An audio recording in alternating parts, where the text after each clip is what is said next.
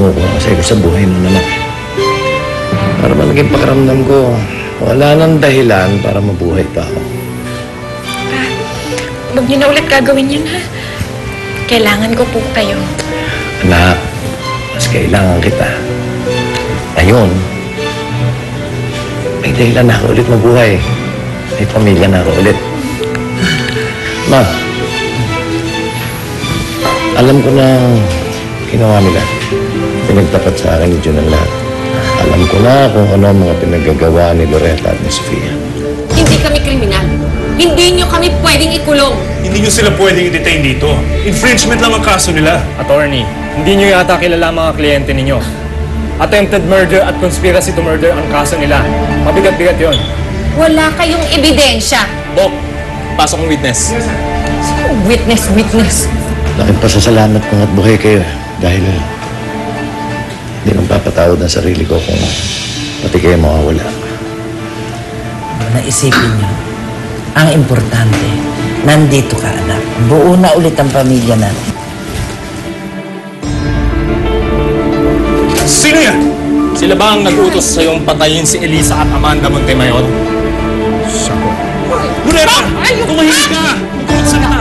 Tiwala sa'yo, May mga phone records din kami nakalap na may ugnayan nga itong hitman at si Loretta. Malakas ang kaso namin, attorney. Hindi nyo sila pwedeng ilabas dito. Dali na sa selda yung mga yan. Hindi pwede! Hindi kami pwede makulong! Loretta! Ayusin ko to!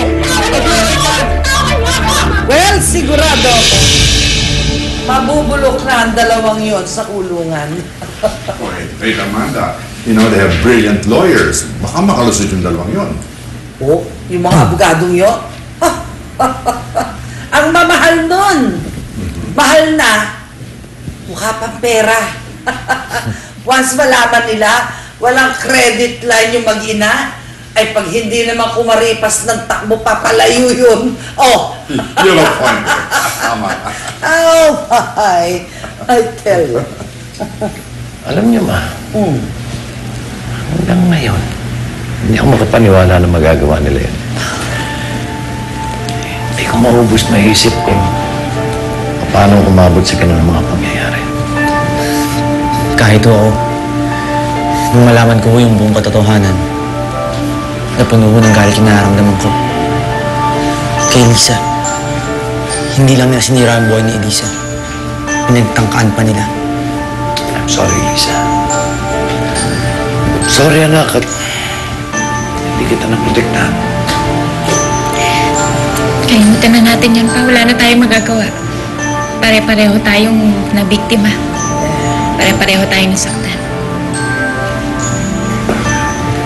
Kaya tama lang na mabulok ang mag-inang yun doon. Alam niyo ba, kung masama lang akong tao, hindi lang ganun ang inabot ni Sofia at ni Loretta. Ma, saan nga pala sila nakadetain? Gusto ko silang makita at makausap. Gusto kong magkaharap-harap kami. Ba? Ano na? Asan na yung mga abogado? Kanina pa tayo naghihintay dito. Lintik na yun. Mukhang kinalimutan na tayo. Palagay ko nakausap na yun ng lola mo at binayaran na. That old witch really has it out for us, Sofia. Ano? Paano na to? Paano na tayo? Sofia. Paano na, Sofia? Ano maningin ka na? Please, stop crying. Paano kaya? Stop it! Gusto ko sa kanilang lahat, talo na tayo. Tama na!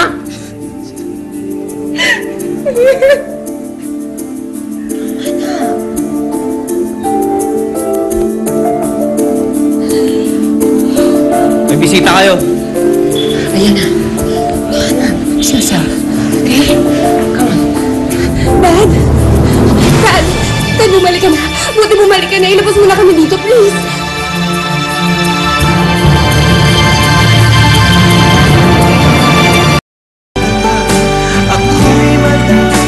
Gumawa ka ng paraan na yun.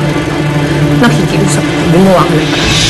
Siguro naman hindi ka papayag na nakakulong ang mag-ina mo. Tumahimik ka, Loretta. Ikaw may kasalanan ng lahat ng ito. Dad! nagawa ito? Paano niyong nagawa sa akin ito? Masama na ginawa niyo. Maling-mali. Dad, I'm sorry. Pero ginawa... Kahit na ano pang paliwanag ang gawin mo, hindi ka makakalusot.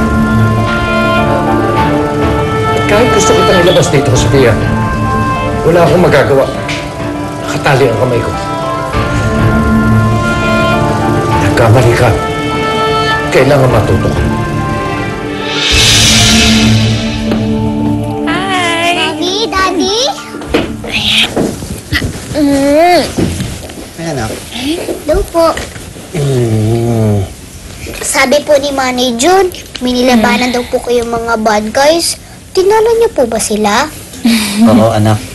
Wala na yung masasamang tao. Matatahimik na rin tayo. Tinalo sila nung mamili sa mo. Talaga po, we're going to live happily ever after na para sa fairy tale. Oo. Magiging masaya na ang pamilya natin. Tsaka magiging tahimik na ang lahat. Ito pinapangako ko. Hindi na mauulit. Hindi na ako gagawa ng masama. Dad, please. I'm sorry, anak. Iiwan mo kami. Iiwan mo ang pamilya mo. Anong klase kang asawa? Anong klase kang ama?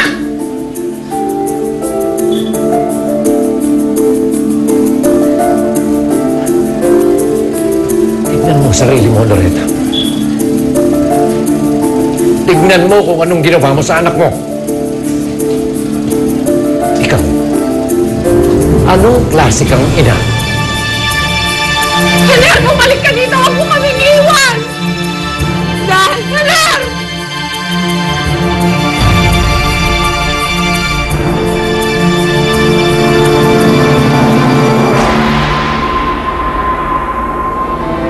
Sofia Montemayor, may nagplasa na sa'yo. Makakalaya ka na. Paano nangyari ito? Inako ko lahat, anak. Si Sofia daw. Nakalabas na ng kulungan. Attempted murder ang clash natin sa kanya.